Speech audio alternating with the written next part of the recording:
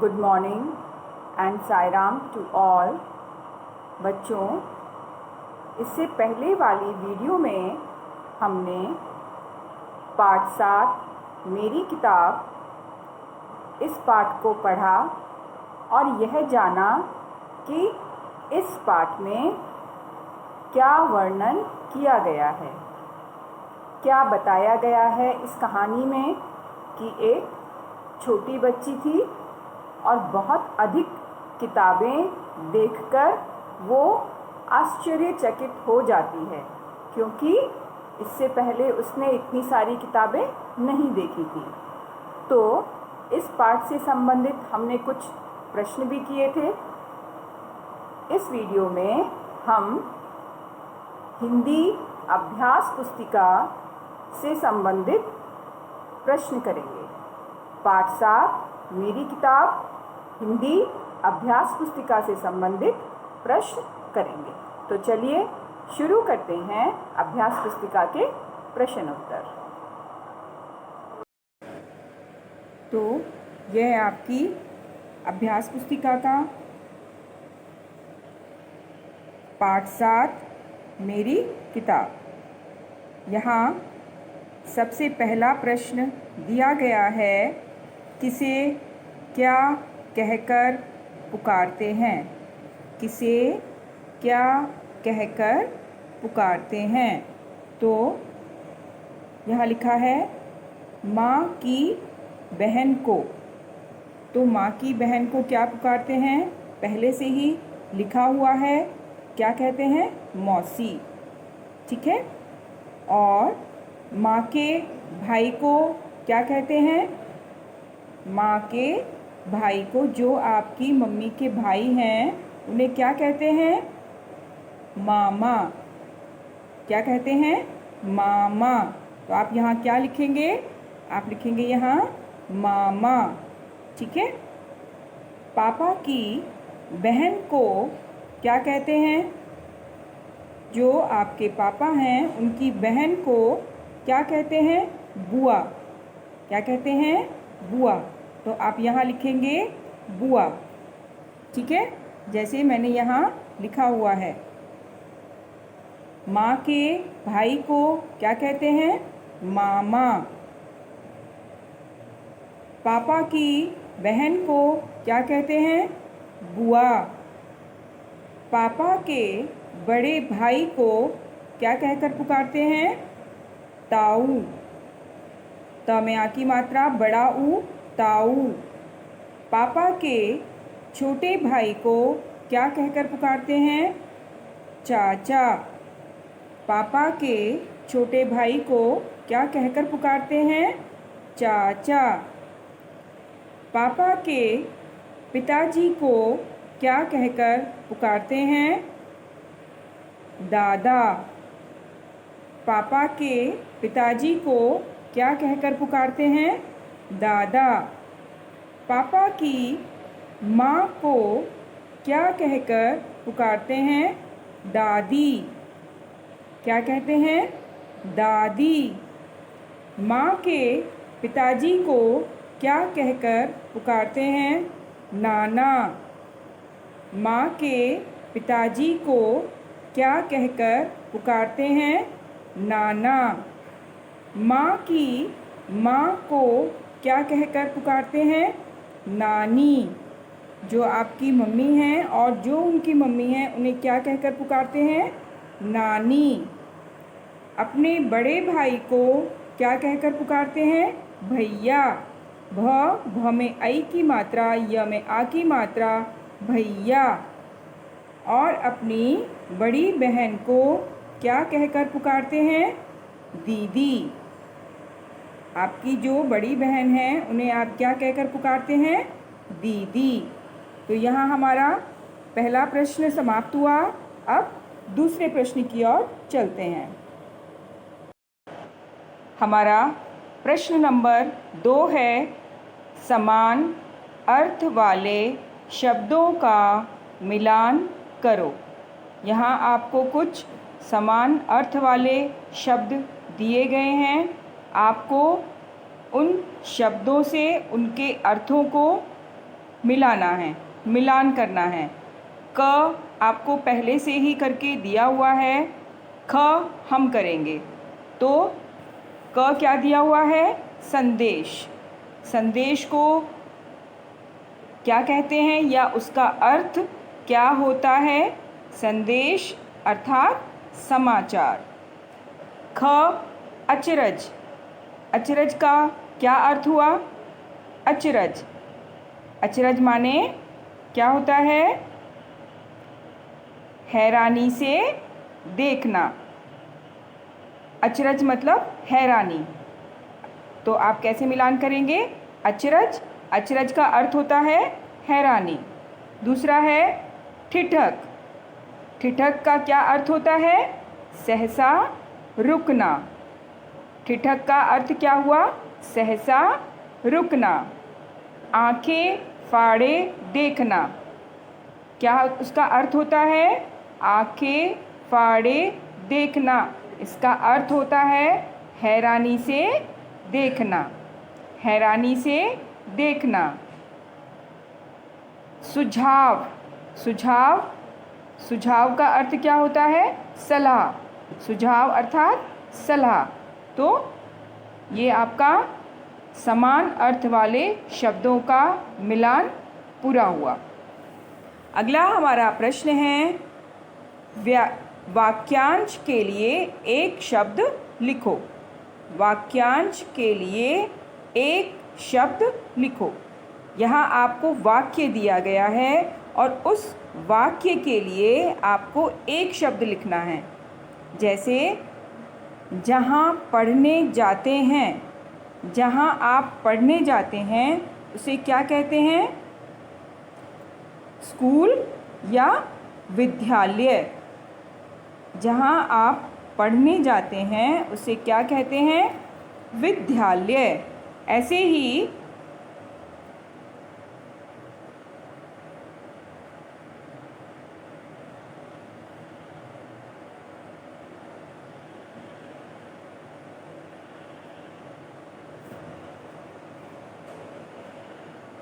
अगला है, जहाँ बहुत सारी किताबें रखते हैं। हम बहुत सारी किताबें कहाँ रखते हैं? पुस्तकालय में। कहाँ रखते हैं? पुस्तकालय। जहाँ बहुत सारी किताबें रखते हैं उसे क्या कहते हैं? पुस्तकालय। पुस्तकालय। अगला है, जहाँ अनाथ बच्चे रहते हैं। ऐसे बच्चे जिनका कोई नहीं होता है, ऐसे बच्चों को कहाँ रखा जाता है? अनाथ आलय। कहाँ रखते हैं ऐसे बच्चों को? अनाथ आलय। अ न में आ की मात्रा, थ में आ की मात्रा, ल य। अनाथालय, अनाथ आलय। ठीक है। अगला है, जहाँ देवता रहते हैं। जहाँ देवता रहते हैं। तो देवता कहाँ रहते हैं? देवता कहाँ रहते हैं? देवता मंदिर में भी रहते हैं और देवताओं के रहने वाले स्थान को और क्या कहा जाता है? देवताओं के रहने वाले स्थान को क्या कहते हैं? देवालय। क्या कहते हैं? देवालय। देवालय, देवालय। जहाँ देवता रहते हैं, देवालय। अगला है, जहाँ भोजन करते हैं। जहाँ भोजन करते हैं। तो जहाँ आप भोजन करते हैं उसे क्या कहते हैं? भोजनालय। भोजनालय, भोजनालय। जहाँ आप भोजन करते हैं उसे क्या कहते हैं? भोजनालय। अगला है, जहाँ पुरानी चीज़ों को संग्रहित करके रखा जाता है। संग्रहित का क्या मतलब होता है? इकट्ठा करके। जहाँ पुरानी चीज़ों को इकट्ठा करके रखा जाता है, उनका संग्रह करके रखा जाता है, उसे क्या कहा जाता है? संग्रहालय। क्या कहते हैं? संग्रहालय। संग में र, ह में आ की मात्रा, ल य, संग्रहालय, संग्रहालय। ऐसा स्थान जहाँ हम पुरानी चीज़ों को इकट्ठा करके रखते हैं उसे क्या कहते हैं? संग्रहालय, संग्रहालय। अगला है जहाँ औषधियाँ रखी जाती हैं। औषधियाँ मतलब दवाइयाँ। जहाँ औषधियाँ रखी जाती हैं, तो जहाँ औषधियाँ रखते हैं उसे क्या कहते हैं? औषधालय। क्या कहा जाता है? औषधालय, औषधालय। जहाँ औषधि रखी जाती है उसे क्या कहते हैं? औषधालय, औषधालय। ठीक है, तो ये सब इन वाक्यों के लिए एक शब्द थे। ये सब वाक्य दिए गए हैं, ये वाक्य दिए गए हैं और इन वाक्यों के लिए आपको क्या लिखना था? एक शब्द। जहाँ आप पढ़ने जाते हैं उसे क्या कहते हैं? विद्यालय। जहाँ बहुत सारी किताबें रखते हैं उसे क्या कहते हैं? पुस्तकालय। जहाँ अनाथ बच्चे रहते हैं उसे क्या कहते हैं? अनाथालय। एक शब्द। जहाँ देवता रहते हैं, ये वाक्य हो गया। जहाँ देवता रहते हैं ये वाक्य हो गया और इस वाक्य के लिए ये एक शब्द हो गया। तो जहाँ देवता रहते हैं उसे क्या कहते हैं? देवालय। जहाँ भोजन करते हैं उसे क्या कहते हैं? भोजनालय, भोजनालय। जहाँ हम पुरानी चीज़ों को संग्रहित करके रखते हैं उसे क्या कहते हैं? संग्रहालय। और जहाँ औषधि रखते हैं उसे क्या कहते हैं? औषधालय, औषधालय। अगला हमारा प्रश्न है, सही कथन पर राइट और गलत कथन पर रॉन्ग का चिन्ह लगाओ। यहाँ कुछ वाक्य दिए गए हैं, आपको बताना है ये वाक्य सही है। अगर यह वाक्य सही है तो उसके आगे आपको राइट लगाना है और जो वाक्य गलत है उसके सामने आपको क्रॉस का निशान लगाना है, चिन्ह लगाना है। ठीक है, तो चलिए पढ़ते हैं पहले और फिर चिन्ह लगाते हैं। पहला वाक्य है, माँ ने वीरू को एक अखबार देकर अपनी बहन के पास भेजा। क्या माँ ने वीरू को एक अखबार देकर अपनी बहन के पास भेजा था? सही या गलत? ये गलत है, ये गलत, क्योंकि माँ ने वीरू को एक संदेश लेकर भेजा था। कागज़ में एक संदेश लिखकर उसे देकर अपनी बहन के पास भेजा था। दूसरा है, बैठक में कदम रखते ही वीरू अचरज से ठिठक गई। बैठक में कदम रखते ही वीरू अचरज से ठिठक गई। सही है ना? क्योंकि जब उसने बैठक में कदम रखा और बहुत सारी किताबें देखी तो उन्हें देखकर वह अचरज से ठिठक गई। तो ये क्या हुआ? सही। तो इसके सामने आप क्या लगाएंगे? सही। आपको ये सही और गलत के चिन्ह यहाँ जो ये हरे बॉक्स दिए गए हैं उन हरे बॉक्स के अंदर आपको ये चिन्ह लगाने हैं। इन हरे बॉक्स के अंदर आपको ये चिन्ह लगाने हैं, बॉक्स के बाहर नहीं लगाएंगे। अगला है, मौसी ने वीरू को अगली बार अपने साथ फल लाने को कहा। मौसी ने वीरू को अगली बार अपने साथ फल लाने को कहा। सही है या गलत है? ये गलत है, क्योंकि मौसी ने क्या लाने के लिए कहा था? फुट्टा लाने के लिए कहा था। तो ये आपका गलत वाक्य है। अगला वाक्य है वीरू को कोई भी किताब पसंद नहीं आई। वीरू को कोई भी किताब पसंद नहीं आई। बिल्कुल ठीक, वीरू को कोई भी किताब पसंद नहीं आई थी। तो ये क्या हुआ? सही वाक्य है। अगला वाक्य है वीरू ने कागज़ को मेज़ पर रखा और भाग खड़ी हुई। वीरू ने कागज़ को मेज़ पर रखा और भाग खड़ी हुई। बिल्कुल ठीक, ये सही वाक्य है। तो जो सही है उसके आगे आपको सही लगाना है और जो गलत है उसके आगे आपको क्रॉस लगाना है। ठीक है?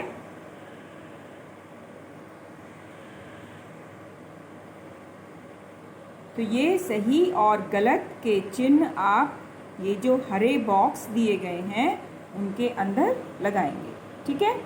चलिए अगले प्रश्न की ओर चलते हैं। अगला हमारा प्रश्न है प्रश्न नंबर 5। किसने कहा और किससे कहा? कहानी आपने ठीक से पढ़ी है ना?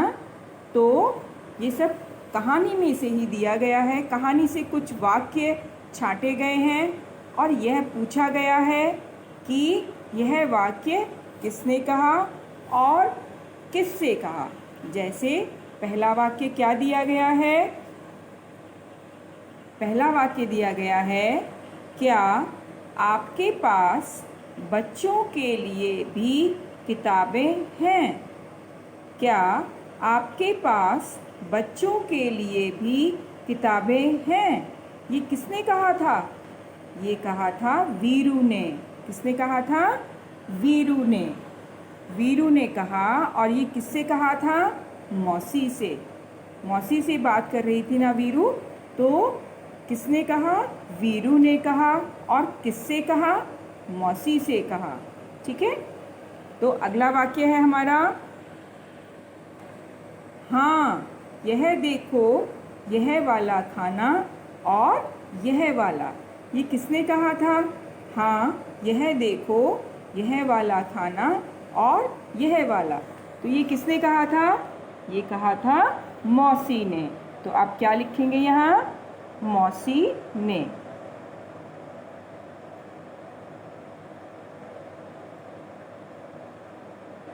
मौसी ने।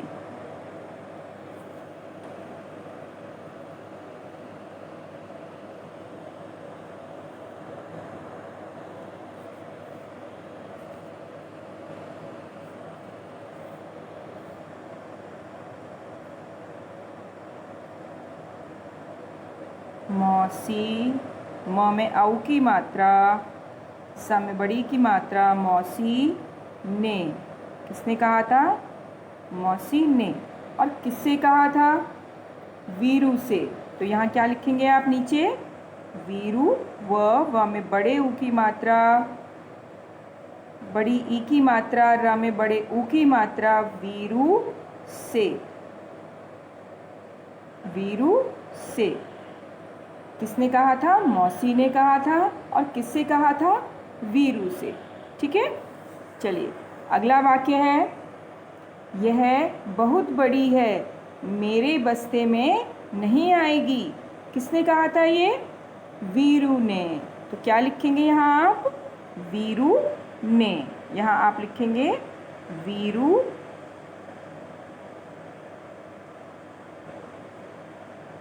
ने। ये किसने कहा था? वीरू ने। और किससे कहा था? मौसी से। तो यहाँ नीचे क्या लिखेंगे? मौसी, म में औ की मात्रा, मौसी से। ठीक है? यहाँ आप लिखेंगे मौसी से। किससे कहा था? मौसी से। और किसने कहा था? वीरू ने। ठीक है? अगला वाक्य है, और इसके बारे में क्या ख्याल है? ये किसने कहा था? और इसके बारे में क्या ख्याल है? किसने कहा? मौसी ने कहा। और किससे कहा? वीरू से कहा। तो क्या लिखेंगे? मौसी ने। यहाँ आप लिखेंगे मौसी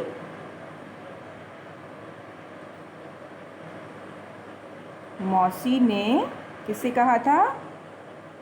वीरू से। ठीक है, तो यहाँ लिखेंगे मौसी ने और नीचे लिखेंगे वीरू।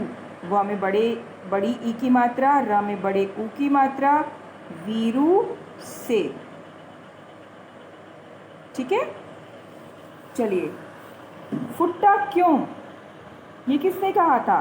फुट्टा क्यों किसने कहा था?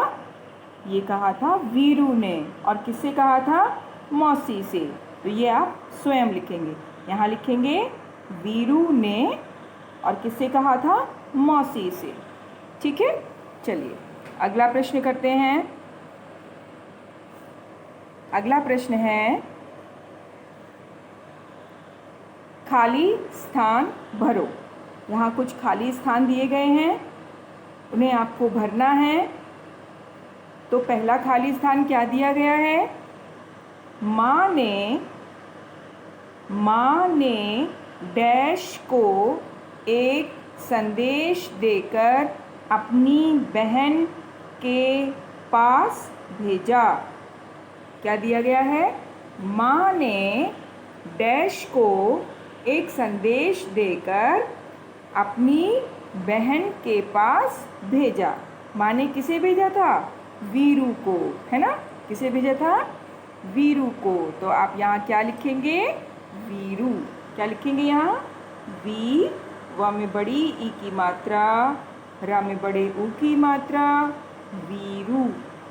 ठीक है, माँ ने वीरू को एक संदेश देकर अपनी बहन के पास भेजा था। अगला हमारा वाक्य है, डैश ने प्यार से वीरू को अंदर बुलाया और डैश में ले गई। किसने बुलाया था वीरू को प्यार से? मौसी ने, है ना? तो क्या लिखेंगे यहाँ आप? मौसी। यहाँ आप लिखेंगे मौसी।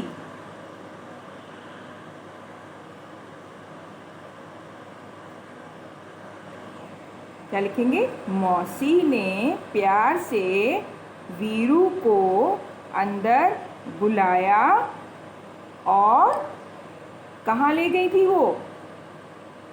कहाँ ले गई थी वीरू को? बैठक में। बैठक क्या होता है बच्चों? बैठक किसे बोलते हैं? बैठक क्या होता है? बैठने का स्थान, मेहमानों के बैठने का स्थान, उसे क्या कहते हैं? बैठक। तो आप यहाँ क्या लिखेंगे? बैठक। ब में आई की मात्रा, ठ और क, बैठक।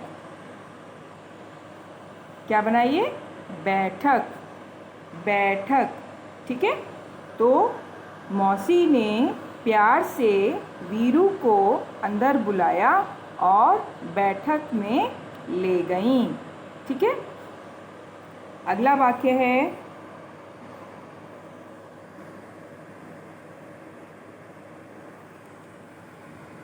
अगला वाक्य क्या है? बैठक में कदम रखते ही वीरू अचरज से डैश गई।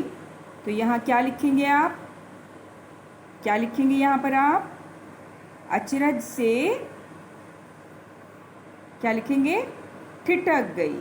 तो यहाँ क्या लिखेंगे? ठिठक, ठ में छोटी ई की मात्रा, ठ और क, ठिठक। क्या लिखेंगे? ठिठक।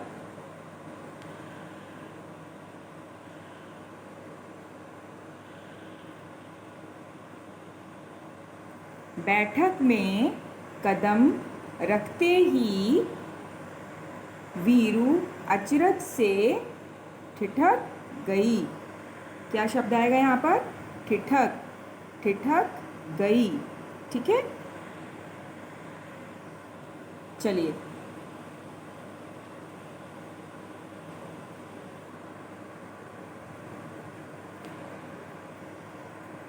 तो यहाँ आपको सबसे ऊपर क्या लिखना है, यहाँ आप लिखेंगे मौसी।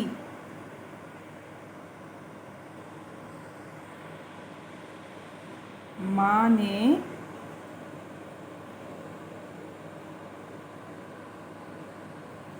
वीरू, क्या लिखेंगे यहाँ पर आप, वीरू। व में बड़ी ई की मात्रा और र में बड़े ऊ की मात्रा, वीरू।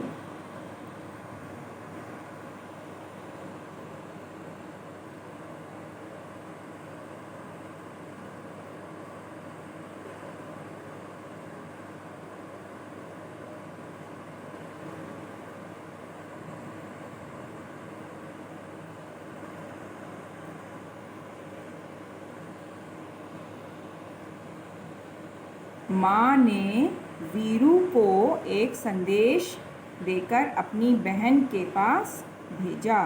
यहाँ क्या लिखेंगे आप, मौसी। क्या लिखेंगे, मौसी।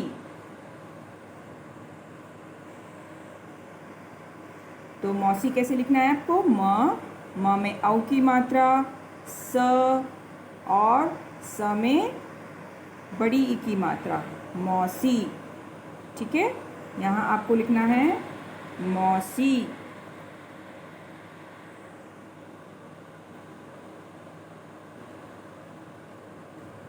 मौसी ने प्यार से वीरू को अंदर बुलाया और यहाँ क्या लिखेंगे, बैठक। बैठक कैसे लिखना है आपको, ब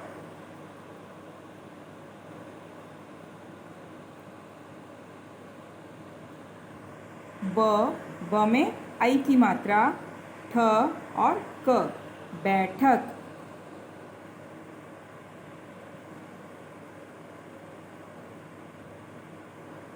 ठीक है, तो यहाँ क्या लिखेंगे आप, बैठक।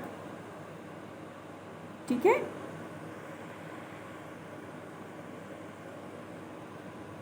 तो खाली स्थान समझ में आया आपको। पहला खाली स्थान है, माँ ने वीरू को एक संदेश देकर अपनी बहन के पास भेजा। दूसरा है, मौसी ने प्यार से वीरू को अंदर बुलाया और बैठक में ले गईं। बैठक में कदम रखते ही वीरू अचरज से ठिठक गई। ठीक है, चलिए अगला हमारा खाली स्थान है। अगला खाली स्थान है हमारा, वह आंखें डैश देखती रही।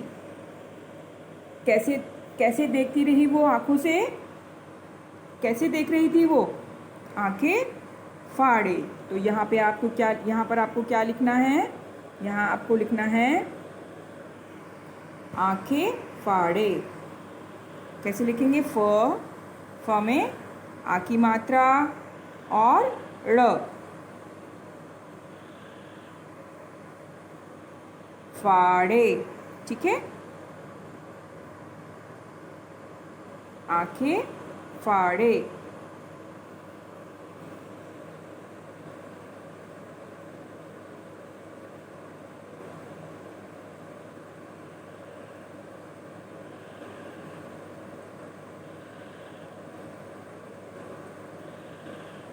तो कैसे देखती रही वो, आंखें फाड़े। ठीक है, चलिए अगला है हमारा, अगली बार जब तुम आओ तो अपने साथ एक डैश लेती आना। क्या लेती आना, क्या लाने के लिए कहा था मौसी ने वीरू को, फुट्टा। तो क्या लिखेंगे यहाँ पर, फुट्टा। फ में छोटे ऊ की मात्रा, ट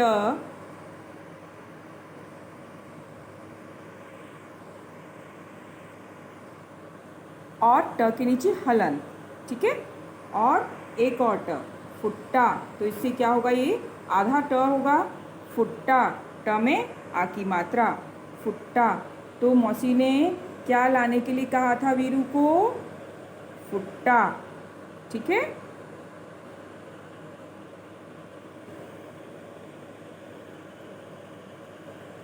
अगली बार जब तुम आओ तो अपने साथ एक फुट्टा लेती आना। ठीक है। ये आपको सब खाली स्थान समझ में आ गए। चलिए अगला प्रश्न हम करते हैं। अगला प्रश्न है हमारा, चित्र देखकर बताओ कि किस चीज़ को किससे नापा या तोला जा सकता है। ऐसा ही एक प्रश्न हम अपनी किताब में कर चुके हैं। हम यह जान चुके हैं कि किस वस्तु को किससे मापा जाता है, तोला जाता है। तो पहला चित्र दिया गया है तराजू। तो तराजू से हम क्या तोल सकते हैं? क्या क्या तोल सकते हैं तराजू से? तराजू से हम सब्जी टमाटर तोल सकते हैं और तराजू से हम गोभी तोल सकते हैं। ठीक है ना। अगला है लीटर।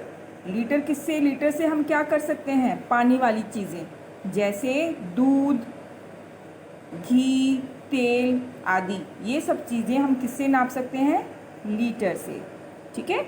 और ये क्या है? कपड़ा। तो कपड़े को हम किससे नाप सकते हैं? किससे नाप सकते हैं? फुट मीटर, इंच टेप की सहायता से। ठीक है। कपड़े को किसकी सहायता से माप सकते हैं? इंच टेप की सहायता से या फुट्टे की सहायता से। ठीक है। तो ये हमारा प्रश्न नंबर 7 पूरा हुआ। अगला प्रश्न है हमारा, निम्नलिखित प्रश्नों के उत्तर दीजिए। यहाँ कुछ प्रश्न हैं, उसके उत्तर मैंने लिखे हैं। आप ध्यान से सुनेंगे और अपनी अभ्यास पुस्तिका में लिखेंगे। पहला प्रश्न हमारा दिया गया है, वीरू को माँ ने कहाँ भेजा? वीरू को माँ ने कहाँ भेजा? तो वीरू को माँ ने कहाँ भेजा था? वीरू को माँ ने अपनी बहन के पास भेजा। वीरू को माँ ने अपनी बहन के पास भेजा। ठीक है। प्रश्न नंबर 2, माँ ने वीरू को क्या कह देकर अपनी बहन के यहाँ भेजा? माँ ने वीरू को क्या देकर अपनी बहन के यहाँ भेजा? तो क्या उत्तर है इसका? माँ ने वीरू को संदेश देकर अपनी बहन के यहाँ भेजा। माँ ने वीरू को संदेश देकर अपनी बहन के यहाँ भेजा। अगला हमारा प्रश्न है, बैठक में कदम रखते ही वीरू अचरज से ठिठक क्यों गई? क्यों ठिठक गई थी वीरू जब उसने बैठक में कदम रखा? बहुत सारी किताबें देखकर, है ना। तो क्या लिखेंगे आप? बहुत अधिक किताबें देखकर वीरू अचरज से ठिठक गई। बहुत अधिक किताबें देखकर वीरू अचरज से ठिठक गई। अगला हमारा प्रश्न है, क्या वीरू को उसकी पसंद की पुस्तक मिली? क्या वीरू को उसकी पसंद की पुस्तक मिली? क्या वीरू को उसकी पसंद की पुस्तक मिली थी? नहीं। क्या लिखेंगे आप? नहीं। वीरू को उसकी पसंद की पुस्तक नहीं मिली। वीरू को उसकी पसंद की पुस्तक नहीं मिली। ठीक है। तो चलिए अगला हमारा प्रश्न है, मौसी ने वीरू को कितनी बार अलग अलग किताब चुनकर दी? कितनी बार मौसी ने वीरू को अलग अलग किताब चुनकर दी थी? 3 बार, है ना। तो क्या लिखेंगे? मौसी ने वीरू को 3 बार अलग अलग किताब चुनकर दी। मौसी ने वीरू को 3 बार अलग अलग किताब चुनकर दी। ठीक है, अगला हमारा प्रश्न है, मौसी ने वीरू को फुट्टा लाने के लिए क्यों कहा? मौसी ने वीरू को फुट्टा लाने के लिए क्यों कहा? क्यों कहा था मौसी ने वीरू को कि फुट्टा लेकर आओ? किताब को नापने के लिए, है ना। तो क्या लिखेंगे? किताब को नापने के लिए मौसी ने वीरू को फुट्टा लाने के लिए कहा। ठीक है, अगला हमारा प्रश्न है, तुम्हें किस तरह की किताबें पसंद हैं? तुम्हें किस तरह की किताबें पसंद हैं? ये प्रश्न आप अपने हिसाब से लिखेंगे, क्योंकि आपको जो किताब पसंद है आप उस किताब का नाम लिखेंगे।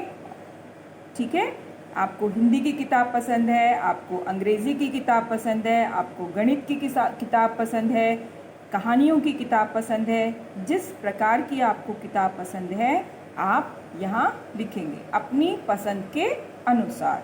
ठीक है, चलिए अगला हमारा प्रश्न है, शब्द पहेली में से 5 ऐसे शब्द चुनकर लिखो जो कहानी से संबंधित हों। जो इस कहानी के अंदर शब्द आए हैं उन शब्दों को इस पहेली से चुनकर आपको लिखना है। ठीक है, जैसे एक शब्द क्या हुआ? संदेश। ये एक शब्द हो गया। पहले आप यहाँ से शब्द चुनेंगे, उन्हें सर्कल करेंगे और फिर आप उन शब्दों को खाली स्थान में लिखेंगे। ठीक है, दूसरा हमारा क्या शब्द हो सकता है? चुन। दूसरा शब्द हमारा क्या हो सकता है? चुन। ठीक है ना। और क्या हो सकता है? ढूंढो जल्दी। और हो सकता है मेज़। एक शब्द हमारा क्या बना? मेज़। और क्या बन सकता है शब्द? जल्दी ढूंढो। किताब। एक शब्द हमारा क्या बना? किताब। ठीक है, ये हमारा एक शब्द बन गया किताब। और शब्द क्या नज़र आ रहा है आपको? जल्दी ढूंढो। ढूंढा? बिल्कुल। अगला शब्द है हमारा सुझाव। तो ये हमने 5 शब्द ढूंढ लिए हैं। अब इन 5 शब्दों को आपको कहाँ लिखना है? खाली स्थान में। ठीक है, जो खाली स्थान इसके बराबर में दिए गए हैं उस खाली स्थान में आप इन शब्दों को लिखेंगे। आप इन शब्दों को यहाँ लिखेंगे। यहाँ आप उन शब्दों को चुनकर लिखेंगे। ठीक है, चलिए हमारा अगला प्रश्न है। ये प्रश्न भी, इस प्रश्न का उत्तर भी आपको स्वयं ही लिखना है, क्योंकि इस प्रश्न में क्या करना है आपको? अब तुम अपनी मनपसंद की चीज़ों के बारे में बताओ। जो चीज़ें आपको पसंद है वो आप ही बता सकते हैं। तो क्या बताना है आपको? जैसे तुम्हारी मनपसंद पुस्तक। ठीक है, तो यहाँ मनपसंद आपकी कौन सी पुस्तक है उसका आपको यहाँ नाम लिखना है। यहाँ आपकी मनपसंद पुस्तक का नाम लिखेंगे यहाँ पर। ठीक है, अगला है आपका मनपसंद रंग। यहाँ पर आपको अपने मनपसंद रंग का नाम लिखना है। आपका मनपसंद खेल, आपको कौन सा खेल पसंद है उस खेल का यहाँ आपको नाम लिखना है। आपका मनपसंद फल, कौन सा फल आपको सबसे अधिक पसंद है उस फल का आपको यहाँ नाम लिखना है। और अगला है आपकी मनपसंद पोशाक। पोशाक मतलब ड्रेस। आपको सबसे अच्छा क्या लगता है पहनना?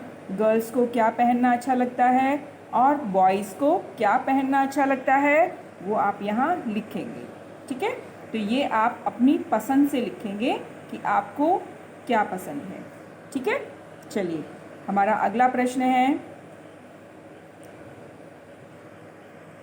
अगला हमारा प्रश्न है, चंद्रबिंदु और अनुस्वार वाले तीन तीन शब्द लिखो। ऐसे आपको शब्द लिखने हैं जिनमें चंद्रबिंदु आता हो और जिसमें अनुस्वार आता हो। जैसे हम शुरू करते हैं, जैसे कौन सा शब्द हो गया, जैसे क्या लिख सकते हैं आप, जैसे क्या लिख सकते हैं आप बताइए मुझे। चंद्रबिंदु वाले शब्द में आप क्या लिख सकते हैं, क्या लिख सकते हैं? आप लिख सकते हैं चांद। क्या लिख सकते हैं? चांद। चांद में चंद्रबिंदु आता है ना, तो क्या लिखेंगे? चांद। च में आ की मात्रा और उसके ऊपर चंद्रबिंदु। ठीक है, तो चंद्रबिंदु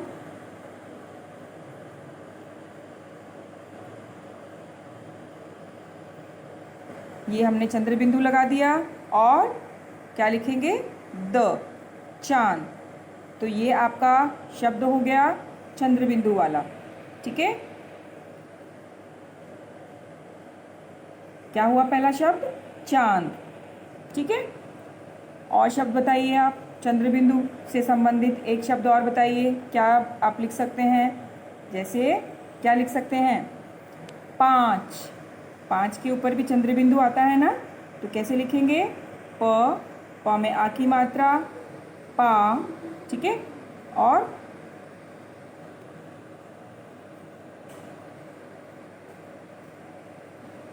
पा के ऊपर चंद्रबिंदु और च। ठीक है, तो क्या शब्द बन गया ये? पाँच। क्या शब्द बना? पाँच। तो दो शब्द हमने यहाँ लिखे हैं चंद्रबिंदु से संबंधित। एक शब्द हमारा हुआ चांद और दूसरा शब्द हमारा हुआ पाँच। ऐसे ही एक और शब्द आप बनाएंगे और लिखेंगे। ठीक है, और अनुस्वार वाला शब्द आपको कैसे लिखना है? चलिए एक अनुस्वार वाला शब्द भी लिखते हैं। तो अनुस्वार वाले शब्द में क्या हो गया? जैसे पंखा। क्या लिख सकते हैं आप? पंखा। प के ऊपर अनुस्वार, ख, और ख में आ की मात्रा, तो क्या बन गया ये? पंखा। हमारा अनुस्वार वाला एक शब्द बना। क्या शब्द बना? पंखा। ठीक है ना, ऐसे ही आपको और दो शब्द लिखने हैं अनुस्वार से संबंधित, जिसके ऊपर अनुस्वार आता है। ठीक है, तो ये आप स्वयं करेंगे।